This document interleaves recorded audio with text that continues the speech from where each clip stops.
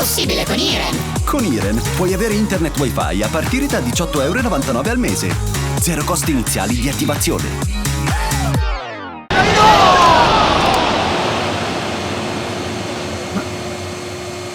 Nonna, ma proprio adesso?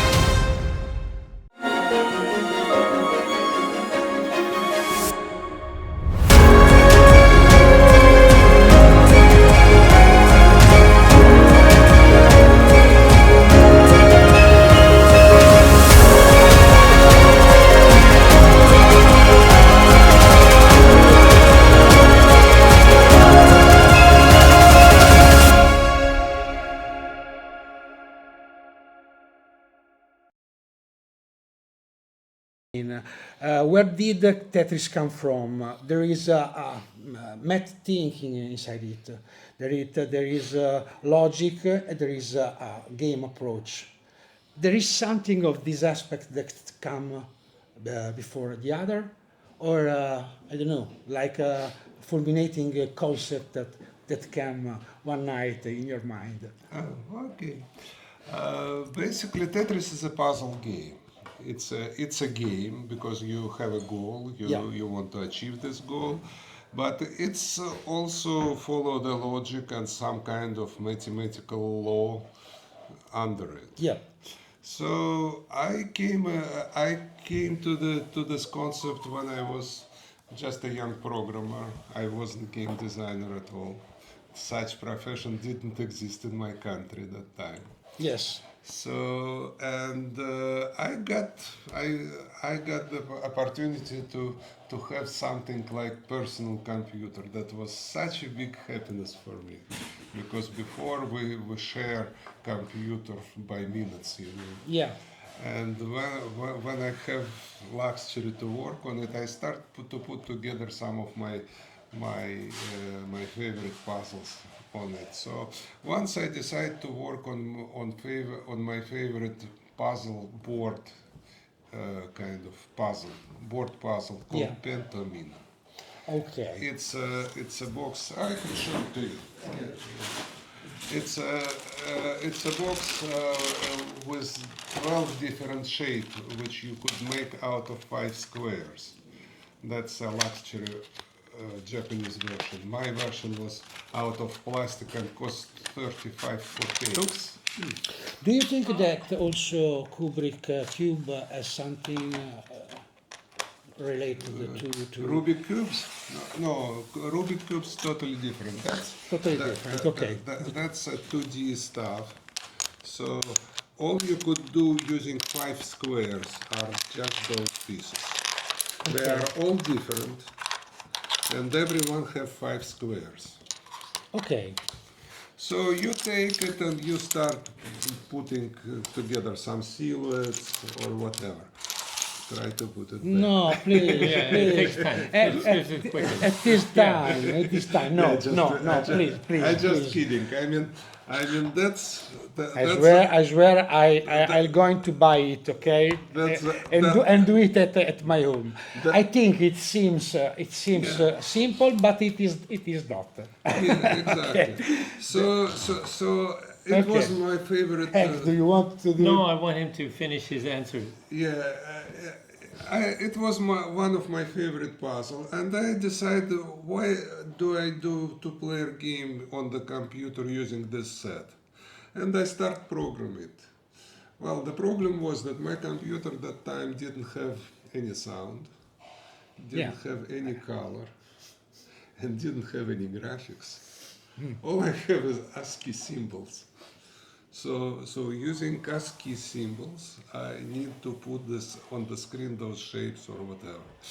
And when I start programming, I do the rotational procedure. You push the button and it rotates. Push the button, it rotates. And it was so funny to watch that I decided that it would be very cool to make real-time game with those pieces. That's how it started.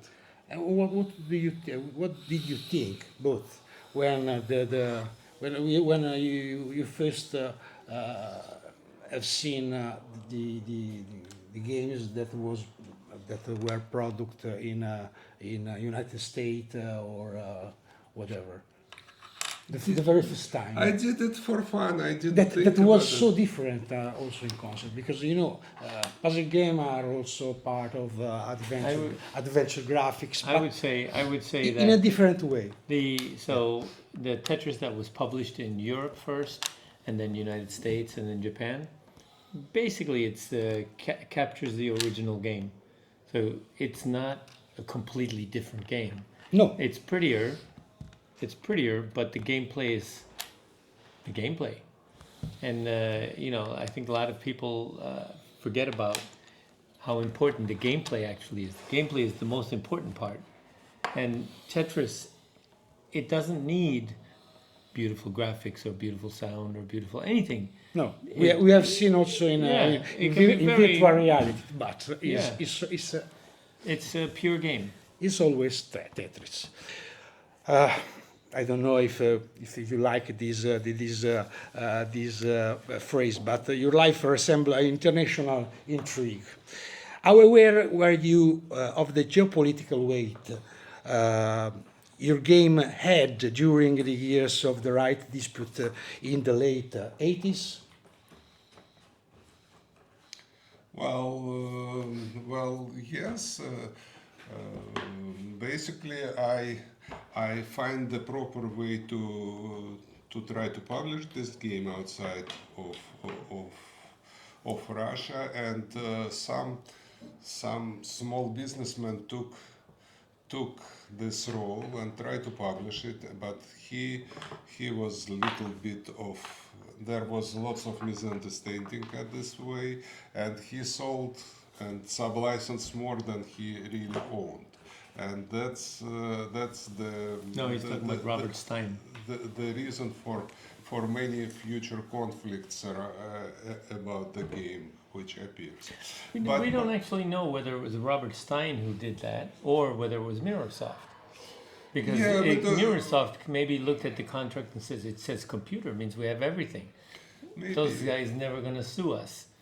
And so they just did whatever they wanted. Maybe, but generally that's how it started. So Soviet Union didn't have any experience in licensing, Yes. in licensing software or games or whatever. That's why it was a misunderstanding, which in the case of the very good game immediately caused lots of conflicts and Yes. stuff. That's how it originated. Okay. Yeah, the way I looked at it, even at that time, is that we're in the middle of the Cold War and we hear all this propaganda on both sides about the other guys are so bad and so terrible and so on. But I know that people on the other side also play games. And they also get married and have children and eat food, and they're pretty much like us. They're not different. And so Tetris was a way for me or people in the industry to show that the people in Russia are just normal people too. And this game should not think about Russia or Soviet Union as Cold War or something. And we were very careful not to allow Cold War images in the game. No, how can I say, no weapons, no tanks, nothing like that. It's difficult to think about uchronic changing in the history. But I don't know if it was possible. It could possible that Tetris didn't born from your hand and your mind, and it did born in a United States or Japan. I don't know. I don't know if there is something different for the fact that for you it was not an industry. So it's something like you did something for your personal pleasure, not thinking the as a product. Well, we didn't have any market at this time. Yeah, I know. No game market and no even software market. All the software was written, become immediately available for everybody. So basically, I did it for my own pleasure and to make fun with my friends and colleagues. That was the only goal. And when it appears that the game is good, we try to, and it start to spreading around. We try to kind of make something out of it. And we received a proposal. Original proposal to publish this game, and we kind of decided that it would be a good idea. That's how it happened. About your story has been made a graphic novel, a movie. Did you see these operas? No, I never seen No? this one. No? Nothing? Come on. We worked on the script. Ah, okay. So it's unusual to try to. So okay, you have represented your life, your work in that case. Okay. Sorry for the question. And among a lot of versions that exist of Tetris, there are three-dimensional versions of Tetris. A lot of 3D version of Tetris exist, but did you like that? Did you like your fist, your 3D Tetris fist? Well, basically, it's not. I could say that there are a lot of them. There are several of them. The first attempt was done in '92, I believe. The game was named Block Out, and it used the wireframe kind of 3D square, and they put those 3D figures to put it into the big cube or something like that. I had mixed feeling about this. I could still play this game, but I lost interest very soon out of it. But I thought about 3D stuff, and I come to more or less reasonable compromise, and I made a game called Weltris, if you remember. It was a well kind of. Yes, I remember. Four wall well, and the pieces goes along the sides of the well and end up at the bottom. So it was practically a 2D game, which is handleable. Yeah. But give you a really strong and good 3D impression as you play it. So my game was recognized as one of top 10 in '92, and Blackout wasn't, so I won this game. Okay, fast forward just a little. What do you think about the Pandora box, that project with Microsoft? Wow, Because a lot of person that is not famous like Tetris, but a lot of people consider it a fascinating game.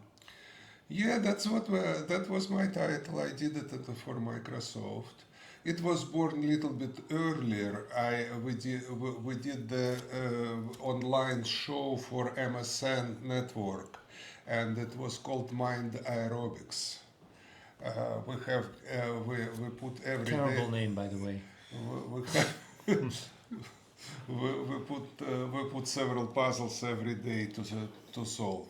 And there was three types of the puzzles: logical puzzle, kind of mechanical puzzle, traditional one; word puzzles, as Henk loves, like your Wordle, The third type was an image puzzle, what I call the image puzzle, and that's what I kind of invent. It was like a jigsaw puzzle or whatever. You work with the image. With abstract thinking? Yeah, you work with the images. It's not that hard in logic, but you in the puzzle you rely on your feeling of beauty, of images, of smooth stuff and whatever. And it was for very original title, kind of title puzzle. And then I expanded for 11 different titles in Pandora's box. All visual puzzles, all original. Unfortunately, I was a little bit ahead of time. The graphic resolution wasn't that high, so it doesn't look as pretty as I wish they You should have made it for the Macintosh. Probably, yes, but I worked for Microsoft. Just a little difficult. But I worked for Microsoft, so I That's did, what I'm saying. Okay. I did it on PC. We did pretty good with this. I mean, we definitely broke even. Yes, break even. I don't know. I'm not I Microsoft. mean I didn't know. English word. No, broke yeah, even. we broke even. Yeah, we broke even for You sure. didn't lose money. For sure. And it was 3 different competing pirate versions in Russia for this game. So they 3 different publisher ripped off my game there. So it's a kind of some kind of sign of quality. I would put it there. Piracy. Did you play it? Did you try it? Yes, piracy in that time was everything in the world. So, and did you remember a person named Willis Gibson? Oh, Will Gibson. Blue Scooty, come on. Blue Scooty. Yeah, I know him as a Blue Scooty. Yes. And what did you think when you finished the game? I don't know if it's the right word. Yeah. It's not Crashing it Yes. substantially.